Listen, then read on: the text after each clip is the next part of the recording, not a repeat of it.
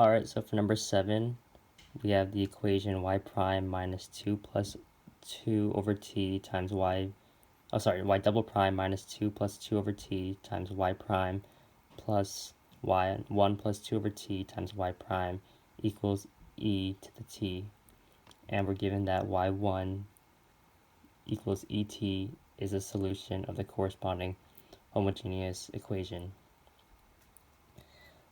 So first we're going to find the general solution of the homogeneous equation, and to do that we're going to have we use the y2 equals ut times y1, and then we find y2 prime and y2 double prime, and we plug these equations back into the general solution.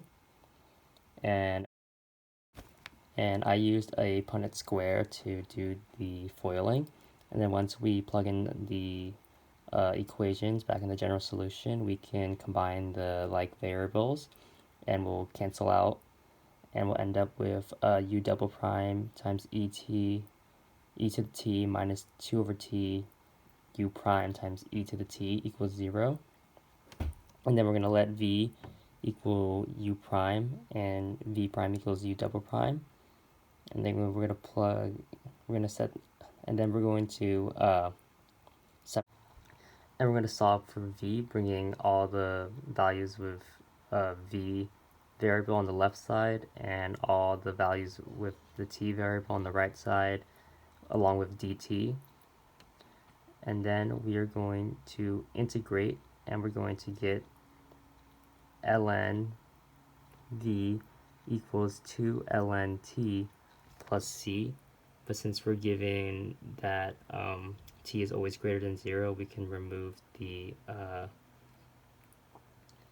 absolute value brackets. So then we'll subtract ln t, and using the log rules, we can bring the 2, so we have ln t squared, and then we do ln absolute value v minus ln t squared. And using the other logarithmic rule of division, we can do ln v over t squared equals c. And then we can e both sides using another logarithmic rule. The e and the ln cancel, and we have v over t squared equals c.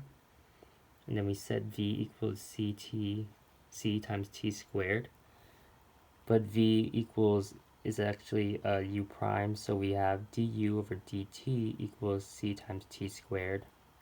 We integrate both sides, and we get u equals c1 times t cubed over 3 plus c2. And then we want to find the simplest version of this, so we set c1 to 1 and c2 to 0.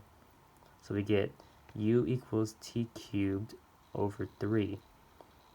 So plugging back into our equation for y2, we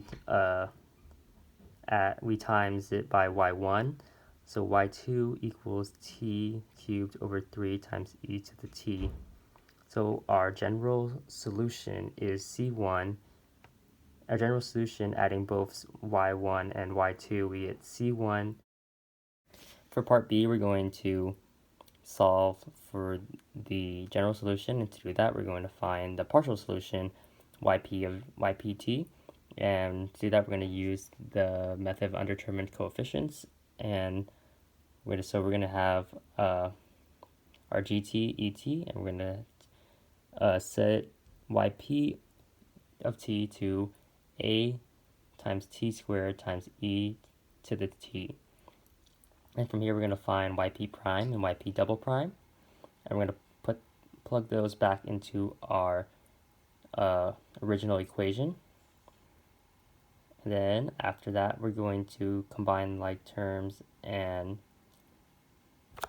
after combining like terms, we're going to end up with 2a minus 4a, and it has to equal the coefficient 1, as gt is just e to the t. So we're going to end up with a equals -1/2, and our general solution is yt equals c1 times e to the t plus c2 times t cubed over 3 times e to the t minus 1/2 t squared times e to the t.